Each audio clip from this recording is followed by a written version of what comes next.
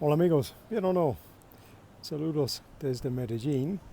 Hoy, poco continuación con el tema de ayer. Ayer hablamos con el teoría, la idea para tomar más control con nuestra conversación, para tomar un poco más parte más activo. So, ok, muy bien, esa es la idea, pero ¿cómo? ¿Cómo hacer esta? Y ese es el tema de hoy. Un poco más tips para cómo hacer, cómo practicar. So, hello, here we are in Medellin again. Another splendid evening. Bit of cloud, I don't think we're going to get any rain. So, continuing a bit from yesterday. Yesterday, remember, we were speaking about how to take a bit more control in our conversations, take a more active role, be a bit more creative. Don't just wait passively for people to ask you questions. Get there first, ask your question. Now that's fine in theory, let's say. It's a good idea, yeah? But I know you're probably asking me, well, all right, Graham, but how do you do that? What do you do? How do I practice that? So that's the theme of today. I'm going to give you some ideas as to perhaps how you might be able to practice that to help you feel more confident that you can take control of more of these conversations, you can take a more active part. So where do we start? Where do we start to prepare so we can to do that? What's the start point? Well, to begin with, we're going to pick a conversation that you have fairly regularly, something really easy. This could be like a task you do routinely. Maybe let's say you go to the coffee shop or the supermarket or something like that, and you ask for a fairly repetitive type of product. So your conversation is fairly routine, or you're buying tickets at the metro station, something like that. Pick a conversation you have regularly, and then think about it and think, okay, well, what else could I say? Is there an extra thing I could say in that conversation? Could I ask a different question, perhaps? Questions are good because it's not just a statement, you're going to get an answer which gives you more information, and again, you get more practice. So start thinking about better questions to ask.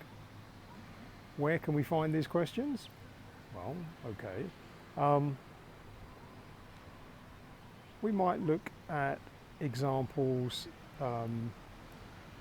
from books you've read that give examples of questions or vocabulary at least on that topic area that might be a bit of help to you. Phrase books are good at a basic level because often they have different ways of saying basically the same thing. You might find one or other of these phrases a bit easier to say. Or you might have seen an example in maybe a film or a TV drama or something like that you watched, and you think, oh, that's a really good question. I like the line that actor used. Then that's the line for you. In any case, write it down. If you have an example like we just said from the film, listen very closely to how the actor did that line in the scene. See if you think that's going to be appropriate for how you want to use that line. But if all you've got is a line from a book or something like that, you're going to have to practice it and listen to yourself to see how you sound. So for that, you're going to need to do, like I'm doing now, you're going to need to record it. You need to record yourself saying what you want to say, and then listen back and be critical. It's okay because it's only you watching it, so you could be your own critic, but it's important because you can think about what you did well and what you could improve. And the more conscious we get of that, it improves our general standard. Because as we're speaking normally or when we're reading aloud, we can start to listen to how we sound and listen to, oh, okay, no, I could have said that a bit differently. That would be a better way for me to say it.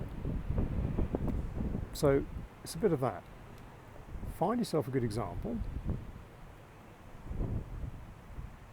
Practice reading it aloud. in the way that you would in that situation. But record it and listen to it back, because once you get used to hearing how you sound in your new language, you might be surprised. Hopefully not shocked, but you might be surprised. So if you're surprised, think about it in terms of, oh, okay, I didn't think I sounded like that, or I think I'm speaking too fast, or the way I say that word isn't really clear, and have another go. And that way you start to develop a way of listening to yourself as you're speaking, which again is going to help you develop a more relaxed, clearer sound. You will then feel more confident, and eventually you'll get to the point where you can say the lines you want to say quite happily and know that you're getting a good result every time you say them. And then bit by bit you add more lines, more questions in. You develop that conversation by having more questions that you can ask, and before you know where you are, you've extended this from just saying hello into like multiple questions, and you're on for like a 5 or 6 minute conversation without too much effort.